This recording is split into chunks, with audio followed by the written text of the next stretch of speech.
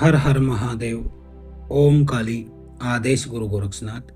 तो प्रेमी भक्तों, अनेक लोग पूछते रहते हैं कि गुरुजी, हम जहाँ भी जाते हैं मसाणी क्रिया ही बताई जाती है, ऐसा क्यों है? क्या मसाणी क्रिया ही पूरे तंत्र को संभालती है?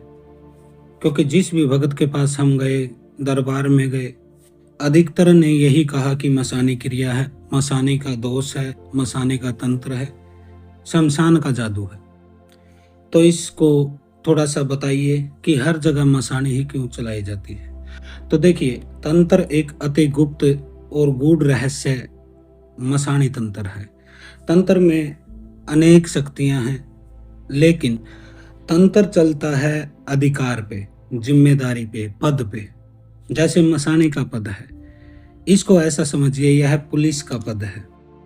यह चोर को पकड़ भी सकती है, छोड़ भी सकती है। वैसे ही मसाणी यह चौक की, चौराहे की अधिष्ठात्री देवी है, वहां की मालिक है, वहां की रानी है।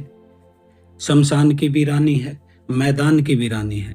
जब यह शमशान से चलती है तो मसानी कहा जाता है। जब यह चौगान से, चौराहे से चलती है तो चौगानन कहा जाता है। जब यह मैदान से, बंजर जमीन से चलती है तो इसको मदानन कहा जाता है। तो मसाणी का जो तंत्र है वह अति गूढ़ है। अब आप सोचिए, आपका घर है और आपके घर पे कोई तंत्र भेजा जाता है या आपके शरीर पे कोई तंत्र भेजा जाता है, तो वह जहां से भी भेजा जाएगा, रास्ते में कोई न कोई चौक चौराहा जरूर पड़ता है, और चौक चौराहा माता मसाणी का स्थान होता है।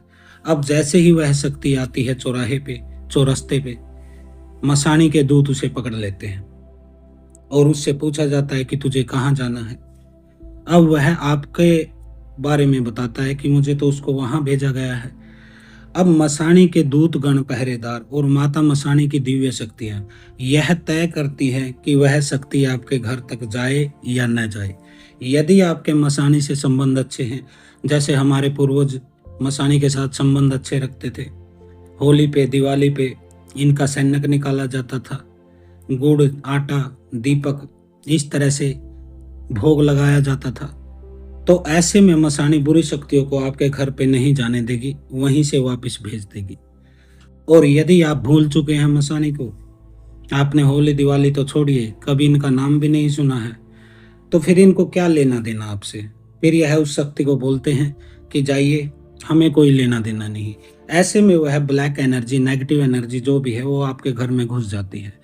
दूसरा, कुछ लोग साधनाएं करते हैं, जाप करते हैं, ध्यान करते हैं, अपने इष्ट की शक्तियों को वह आमंत्रित करते हैं। कोई भगवान शिव की पूजा करता है, कोई हनुमान जी की पूजा करता है, कोई खाटू श्याम जी की पूजा करता है, कोई कृष्ण की पूजा करने वाले लोग हैं।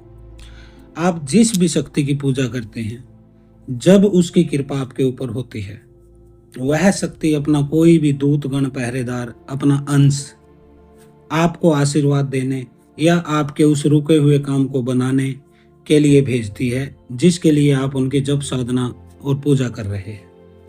ऐसे में वह दूत गण, पहरेदार जब चौराहे पे आता है, यहाँ फिर से मसाणी के दूत उसे रोक लेते हैं। फिर से वही बात, कहाँ जाओगे, क्या काम है?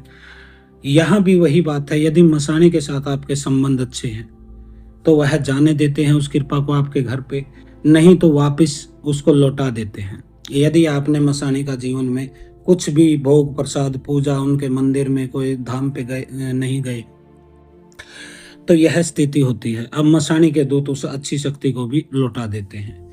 अब आप कहते हैं कि गुरुजी, हमने तो लाखों लाख जाप किया, करोड़ों करोड़ों हमने मंत्र का, नाम का जप कर लिया, लेकिन जीवन में कोई बदलाव नहीं आ रहा है।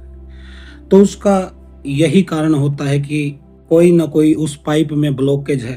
अब मान लीजिए आपका इष्ट जहाँ बैठे हैं, मान लीजिए हिमालय पे बैठे हैं, केदारनाथ हैं, बद्रीनाथ हैं, वहां से पाइप आ रहा है कृपा का, मान लीजिए पानी आ रहा है गंगा का, रास्ते में पाइप लीकेज है, ब्लॉकेज है, कहीं मिट्टी फंसी है, कहीं कचरा है, तो पूरा पानी आप तक नहीं पहुंचता है। वैसे ही यह शक्तियां होती हैं, इनके पद होते हैं। जैसे माता शीतला है, अक्षेत्र में कोई भी शक्ति उनकी मर्जी के बिना नहीं आ सकती। इसके बाद अक्षेत्रपाल दादा हैं, आपके गांव में, शहर में, सिटी में अक्षेत्रपाल के अधीन ही वहां का बॉर्डर होता है, सीमा होती है, कोई भी शक्ति नहीं आ सकती। उसी तरह फिर मसाणी है। उसके बाद आपकी कुल देवी, अगर किसी तरह वह कृपा या नेगेटिव एनर्जी आपके घर के दरवाजे तक आ भी गई, फिर आपकी कुल देवी वो पाइप है, वो आने दे या ना आने दे। फिर आपके पितरगण हैं, उनकी स्थिति क्या है।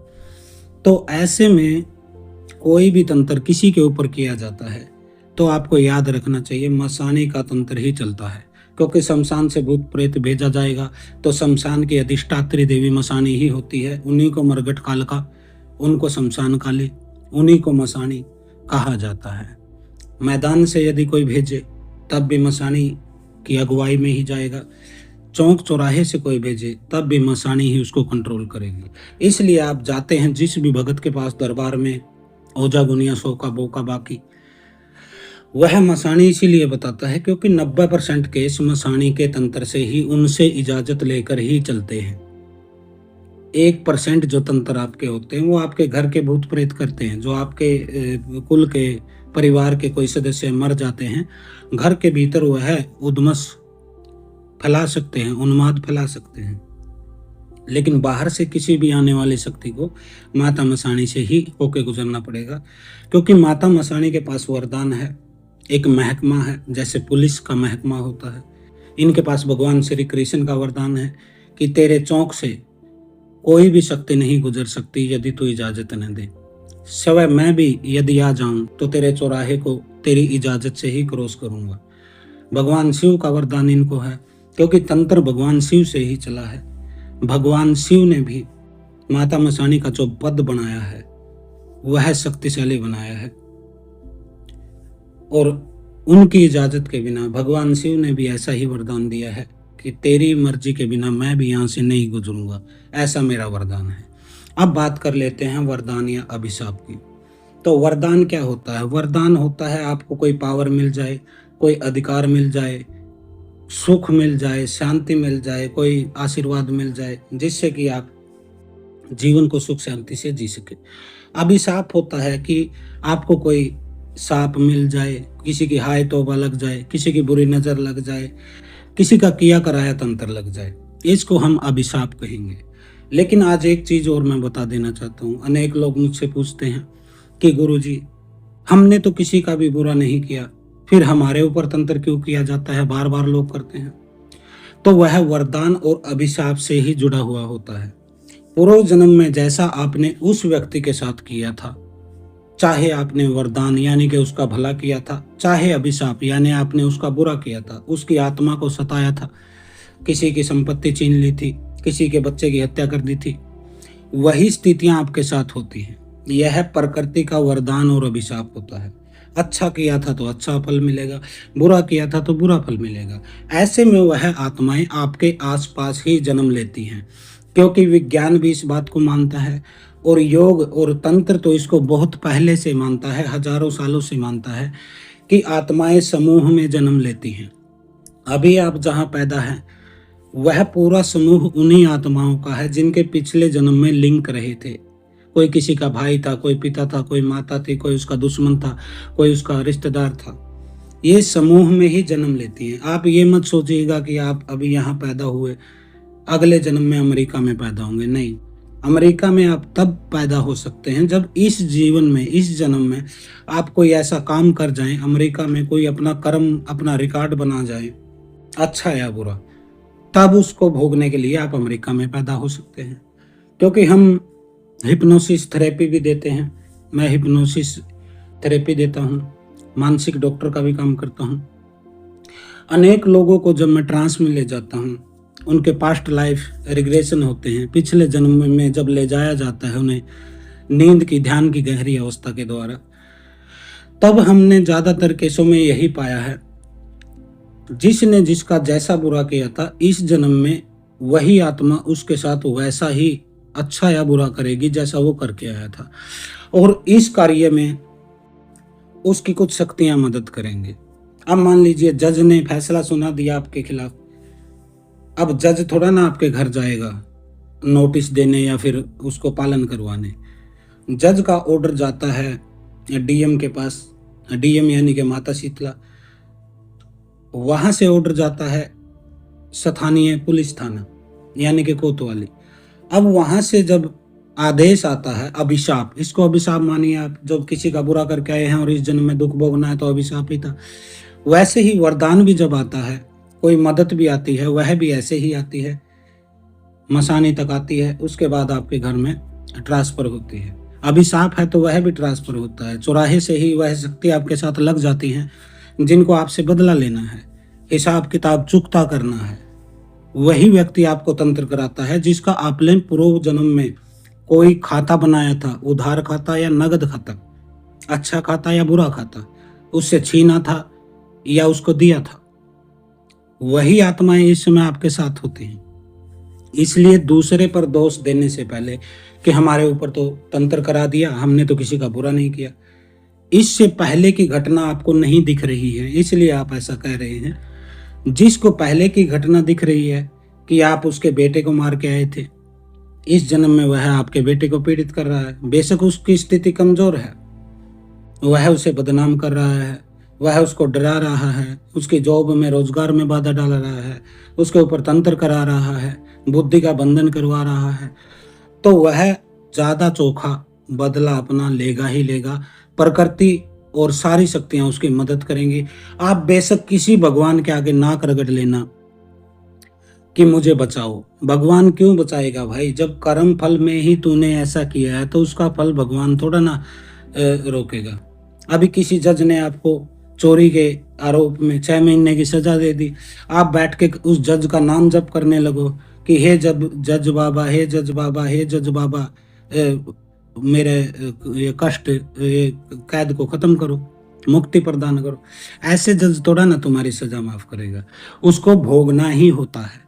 लेकिन फर्क इतना है बस, जैसे परमात्मा की बारिश होती है, धूप पड़ती है, वह सबके ऊपर बराबर पड़ती है।